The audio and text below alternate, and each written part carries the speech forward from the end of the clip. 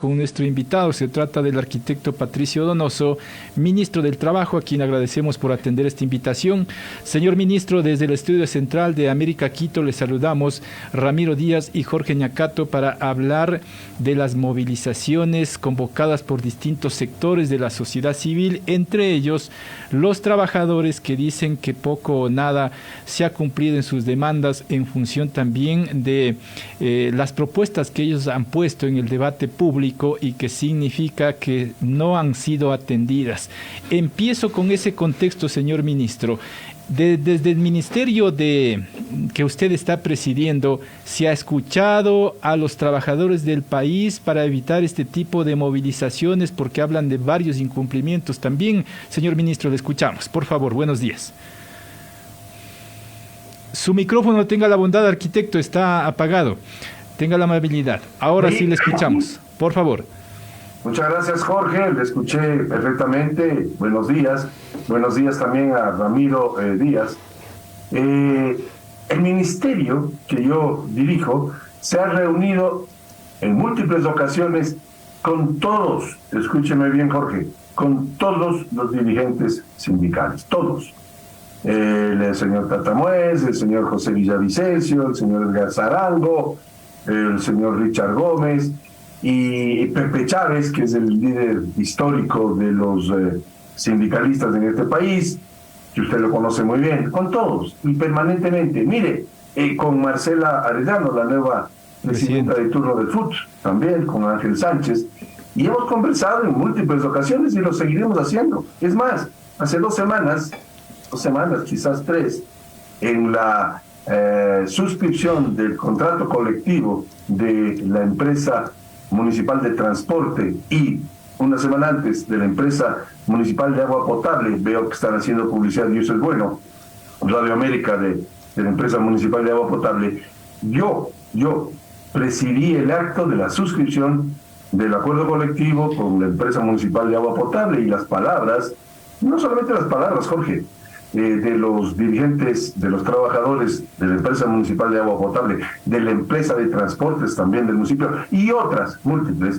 No solamente digo las palabras, me han entregado con mucha generosidad placas de agradecimiento, haciendo mención a mi labor que como ministro he realizado. Yo les agradezco mucho, pero saco esto a la luz a través de Radio América, no porque sea de mi gusto hacerlo, sino porque quiero evidenciarle ante usted y por supuesto a través suyo, Jorge, y a través suyo, Ramiro, a la opinión pública que escucha Radio América, que hay un permanente contacto, no solamente con los dirigentes sindicales, sino con los trabajadores, Y yo he firmado, como testigo de honor, no menos de 118, escúcheseme bien, 118 contratos colectivos con empresas públicas, municipales, como es el caso que acabo de mencionarle, con empresas privadas también. ¿Con quiénes?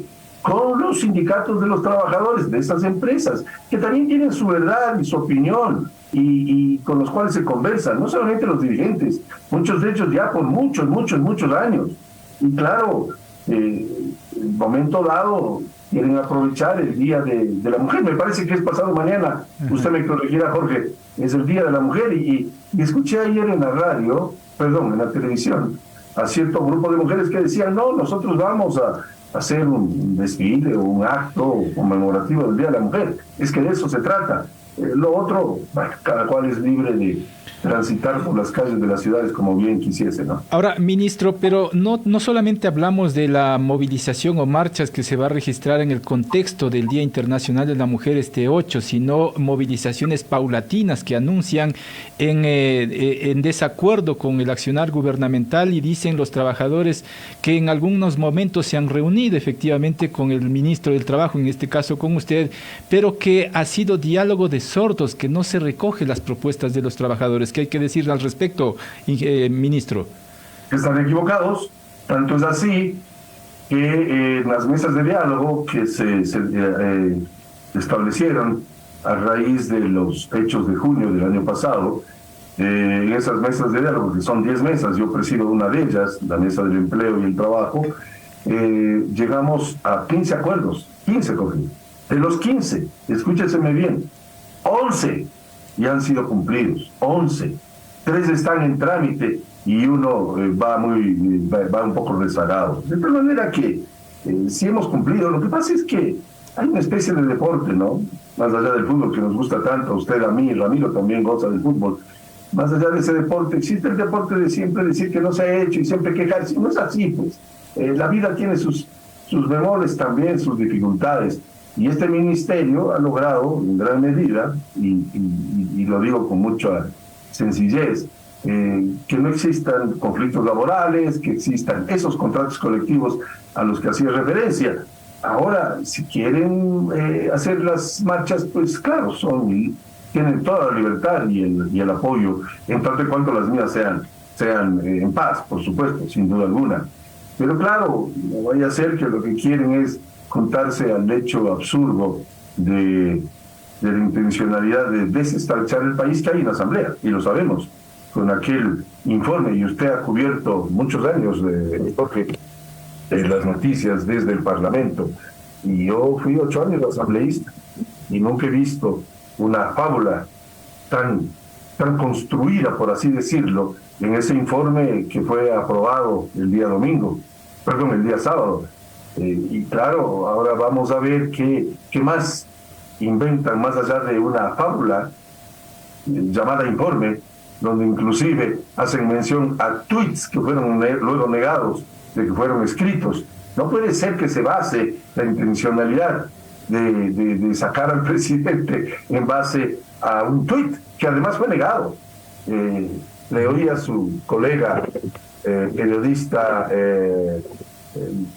el otro día, a su colega Yadir Nostroza, hablar de los inicuos, y decía que el texto de inicuos es precisamente ese, ¿no? El decir cosas que saben que no son verdad. Señor ministro, lo que usted quiere decir, yo interpreto lo que usted quiere decir, es que los trabajadores le están haciendo el juego a la clase política.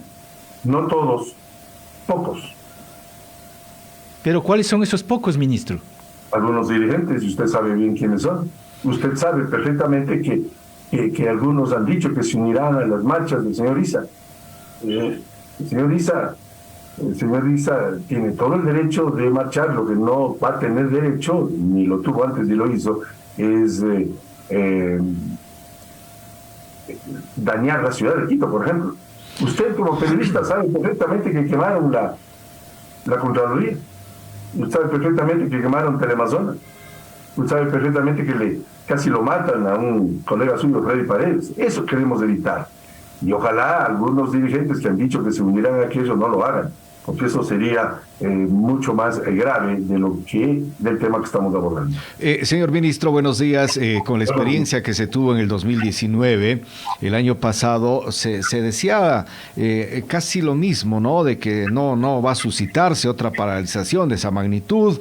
Hoy se está ya anunciando nuevamente, pero ¿cuáles son las estrategias que se están utilizando? Porque el país no va a soportar otras de estas paralizaciones, pero al parecer hay un término muy nuestro, ¿no? Están queriendo hacer carga a montón, porque de todos lados están sumándose para lo que significaría, primero, destituir al presidente de la República, paralizaciones y todo aquello que se vuelve caótico en un país que está queriendo salir de toda esta crisis. Su lectura es la correcta, Ramiro. Usted ha dicho 3, 4 cosas que son absolutamente ciertas. Primero, en su pregunta dice que están anunciando. Sí, pues que están anunciando. Le decía a Jorge Ñacato hace pocos minutos, claro que lo están anunciando. Y vean ustedes quiénes son los que están anunciando. Segundo, el país no aguanta más, decía usted, y tiene razón. El país no aguanta más. Tercero, cargamontón, claro, pues no vamos a tolerar que exista un cargamontón en un acto que está reñido con la ley y con la Constitución. Por ejemplo, no es creíble aquello de que si la Corte Constitucional no da paso al juicio, van a ir por el lado de la demencia y a las calles. Por Dios, tenemos que tener un poquito de sensatez, y esa sensatez es un llamado con mucho comedimiento que está haciendo el gobierno. Ayer nomás leía el pronunciamiento de, parece que son 21, no estoy seguro, expresidentes de toda América, de toda la región, en la cual exhortan a que se calmen, a que no se hagan. Este grupo se llama IDEA, que es el grupo de los expresidentes de toda América, y en ese grupo están gentes importantes como el Premio Nobel de la Paz Oscar Arias, José María Aznar de España, Felipe Calderón de México, Rafael Calderón de Costa Rica, está Iván Duque de Colombia, está Vicente Fox de México, César Gaviria de Colombia, el expresidente ecuatoriano Osvaldo Hurtado, Miriam Moscoso de Panamá, está Carlos Mesa de Bolivia, Miguel Ángel Rodríguez de Costa Rica, José María Sanguinetti de Uruguay, un tipo de mucho temple y mucha sagacidad y valor intelectual, Juan Carlos Guasmosi de Paraguay, en fin. A lo que voy, mi estimado Ramiro, es que no es posible que fuera de las fronteras patrias se vea con angustia el hecho de que pueda ocurrir lo que usted acaba de mencionar, que se dé un cargamontón, que por un lado juicio político al presidente sin una sola prueba auténtica, sino pues no puede ser posible que la prueba sea un tuit que incluso fue negado, que ha sido enviado por quien dicen que envió, y una vez que menciona que él no ha enviado ese tuit, el informe no dice nada al respecto, pero nada, es que es increíble. Entonces, frente a ello, la acción del gobierno del presidente Lasso y quienes somos sus ministros es exhortar a la calma, a la paz y el diálogo. Fíjese, a través del diálogo, mi ministerio ya ha logrado avanzar en 11 de los 15 acuerdos a los cuales llegamos en el mes de octubre del año pasado. Ministro, usted cita el diálogo como un mecanismo para, claro, si se quiere, desactivar estas movilizaciones, pero los trabajadores o parte de los trabajadores se han negado. ¿Se va a insistir en aquello o hay otra estrategia? Bueno, la ventaja es que yo soy el entrevistado ahora, y este entrevistado, que es el ministro de Trabajo, dice que vamos a continuar con el diálogo. Si alguien opina diferente, tiene todo el derecho a decirlo, pero cuando digo que tiene todo el derecho a decirlo, no estoy diciendo que tienen toda la razón. Más bien, no, al revés. Tienen el derecho a decirlo, sin duda, pero el diálogo es tan fructífero desde el punto de vista del Ministerio de Trabajo, ese diálogo, que ya hemos coordinado con estos grupos de la FENAIE, de la FENOCIN y de la CONAIE, 11 de los 15 acuerdos a los cuales llegamos. Y eso se lo firmó el día, y la memoria no me falla, el 13 de octubre, o 14 de octubre, perdón. De tal manera que sí, el diálogo es el mecanismo. Y cuando usted me pregunta si ese es el mecanismo del diálogo, mi respuesta lacónica, sí, ese es el camino, el diálogo. Pero el diálogo no significa ir a un juicio político porque estorba tener a tal persona en el poder, o ir a las calles a protestar aprovechando el Día de la Mujer. Por Dios, seamos más serios. Ahora, señor ministro, algunos de los dirigentes de los trabajadores han manifestado que hay que cambiar otros ministros de Estado en esta oxigenación de gabinete que hizo el presidente de la República. ¿Usted estaría dispuesto a dar un paso al costado en función de que si los trabajadores piden al presidente que lo remueva, usted daría un paso al costado? Todos los ministros estamos dispuestos a seguir la línea que marca el presidente de la República, todos. Ahora, señor ministro, respecto de las cifras del desempleo, los trabajadores dicen que cada vez estamos peores y hay estadísticas del INEC, las últimas, que hablan de la tasa del desempleo que en diciembre registra 3.2 y aumenta en enero a 3.8. Es decir, que la tasa del desempleo sigue creciendo en nuestro país, ministro. No es así, se han generado 443,000 plazas de trabajo de empleo adecuadas. Y cuando digo 443,000 plazas de trabajo adecuadas, me estoy refiriendo a dos cosas. Uno, esas plazas adecuadas significan que están ganando mínimo el salario básico unificado, que es $450, gracias a la acción del presidente Guillermo Lasso, y dos, que trabajan las 8 horas y tienen los beneficios. Y segundo, me refiero a que se han generado esas plazas de trabajo en virtud de la línea política que ha seguido el presidente Guillermo Lasso en cuanto a reactivar la economía.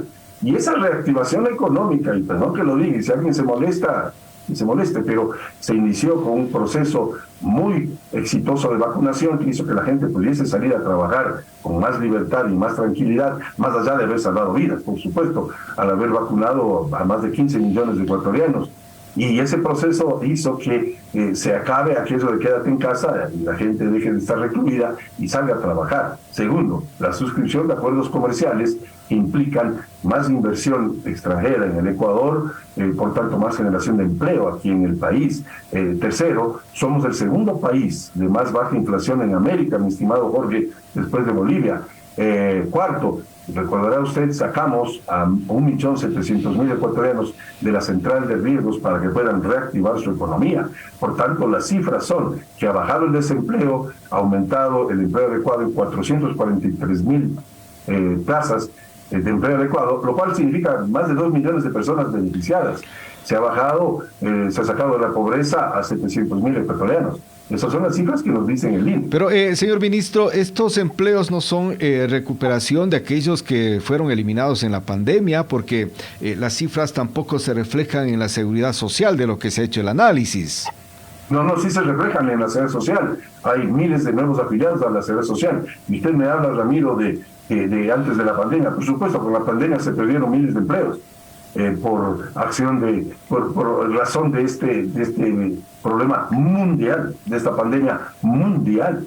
Y por supuesto muchas plazas de trabajo y empleo se salvaron en virtud de aquella ley, que no fue nuestra, de apoyo humanitario. Pero cuando el gobierno del presidente Lasso se inició en mayo del 2021 a diciembre del 2022, se han creado 443.000 plazas de trabajo y empleo. Si alguien quiere dar la vuelta a las cifras, está en su derecho, pero está equivocado. Ahora, ministro, las cifras que yo le cité del desempleo son del INEC.